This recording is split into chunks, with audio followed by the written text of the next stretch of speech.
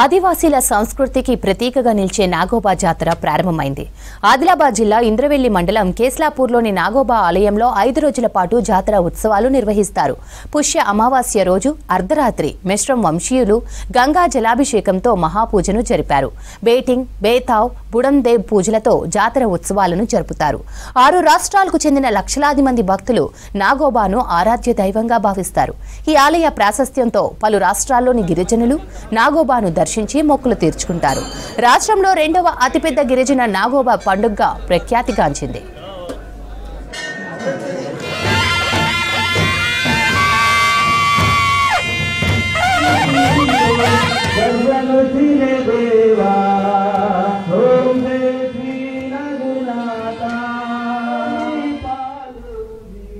జన్నారం మండలం కాలమడుగు గోదావరి నది నుంచి జలాలను సేకరించి 4 రోజుల ముందు కేస్లాపూర్కు చేరుకున్నారు మిశ్రం వంశీయులు.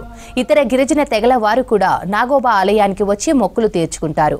సమీప గ్రామాల ప్రజలు కాలినడకన వచ్చి నాగోబాను దర్శిస్తారు. నాగోబా క్షేత్రాన్ని దర్శిస్తే కష్టాలు దూరమవుతాయంటున్నారు భక్తులు. ఈ యొక్క జాతర తాత ముత్తాతల నుండి మిశ్రమ వంశస్థులు నిర్వహిస్తూ వస్తున్న జాతర. ఈ జాతరలో చాలామంది కేవలం తెలంగాణ రాష్ట్రం నుంచే కాకుండా ఛత్తీస్గఢ్, మహారాష్ట్ర, మధ్యప్రదేశ్, ఆంధ్రప్రదేశ్ వివిధ రాష్ట్రాల నుంచి లక్షలాది మంది భక్తులు ఈ జాతరలో వస్తూ పోతుంటారు.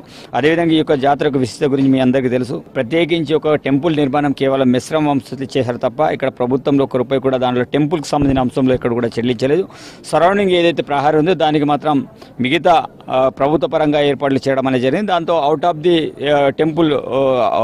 ఆఫ్ ది రేడియేషన్లో మిగతా ఏర్పాట్లు కావచ్చు, ఇప్పుడు ఫంక్షన్ హాలే కావచ్చు, మిగతా అంశాలు తాగునీరు కావచ్చు, మిగతా ఏది డెవలప్మెంట్ కావాలన్నా ప్రభుత్వ పరంగా ఏర్పాట్లు చేస్తున్నాం.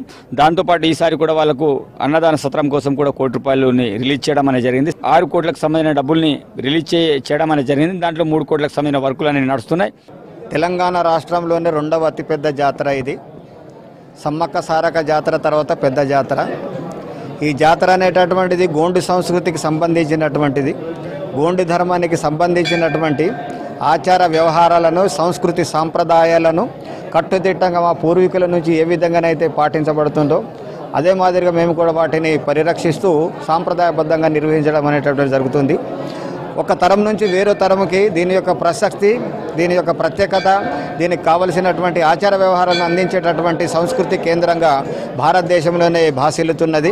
పుష్యమాసంలో ఇది ప్రారంభమై పుష్యమాసం చివరి అమావాస్య రోజున మహాపూజ కార్యక్రమం అనేటటువంటి చేయబడుతుంది. మహాపూజ కార్యక్రమం తర్వాత భేటింగ్ అనేటటువంటి ఉంటుంది. కొత్తగా ఎవరైతే పెళ్లిలో వస్తారో మా మిశ్రమ వంశస్థులు మొత్తం వంశస్థులకి వారిని పరిచయం చేయడం అనేటటువంటి జరుగుతుంది. ఈ కార్యక్రమానికి మా రాష్ట్రం నుంచే కాకుండా ఆంధ్రప్రదేశ్, మధ్యప్రదేశ్, మహారాష్ట్ర, ఛత్తీస్గఢ్, ఒరిస్సా తదితర రాష్ట్రాల నుంచి ఆదివాసులు, ఆదివాసేతరులు కూడా అత్యధిక సంఖ్యలో రావడం అనేది జరుగుతుంది.